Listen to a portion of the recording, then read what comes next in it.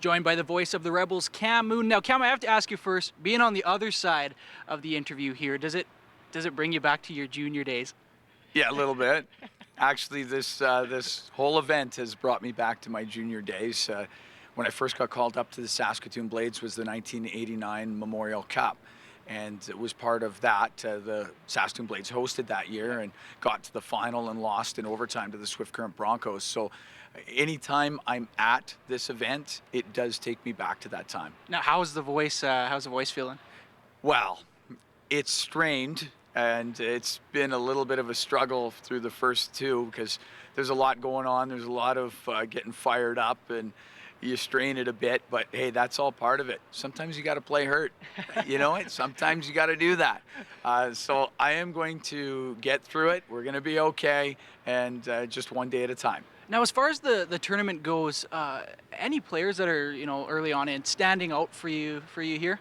Well, definitely Mitch Marner from the London Knights. Wow, Toronto Maple Leaf first-round draft pick, and he was unbelievable in that first game against Red Deer with 2 goals and 3 assists and just so many dynamic plays. And he plays with Tkachuk and Dvorak, and they're all very talented players. But Marner it just seems to have elevated himself from his entire peer group almost. Like, what a year he's had.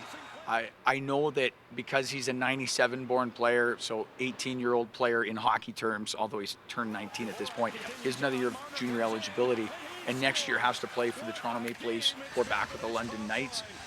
He's really going to push, I would think, for a spot on that Toronto Maple Leaf roster next year, but he's really stood out to me, and I thought Philippe Myers played really well on defense for Rouen Noranda.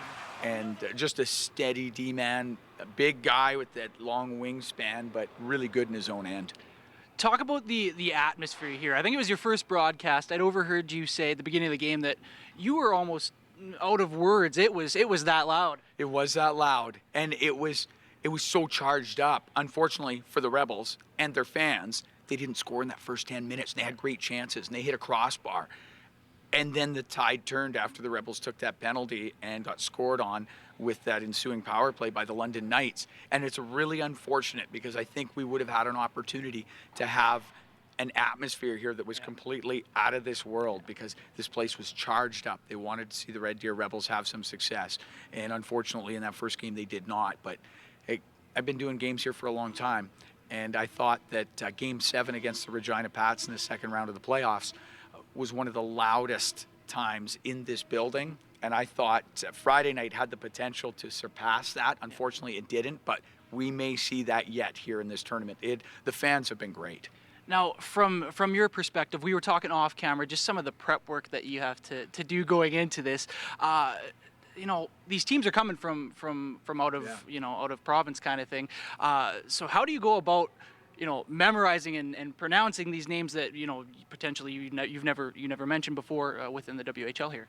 Well, during the week leading up, once we found out the 2 teams, right, the London Knights, Rouen Noranda Huskies, once we found out it was those 2 teams, I was able to watch games from the OHL and the Quebec Major Junior League Final and get multiple viewings of those teams. So no different than if you were scouting it from a hockey perspective, except I'm looking at something different. A hockey coach would be looking at systems, the way they run their power play, their penalty kill, their breakout, all those sorts of things. That's not what I'm looking for. I'm looking for names and numbers and how players play so that it becomes recognizable for me quickly.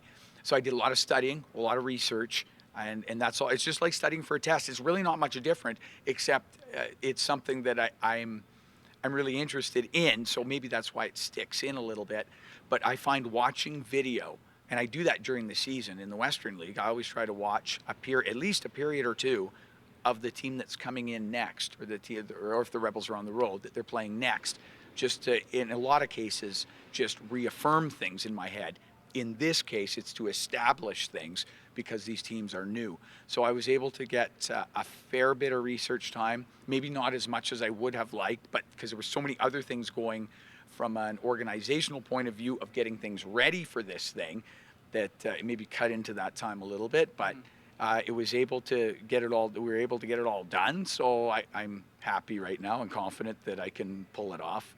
Perfect. Well, thank you so much for joining us, Cam. Plenty more go coming up after this.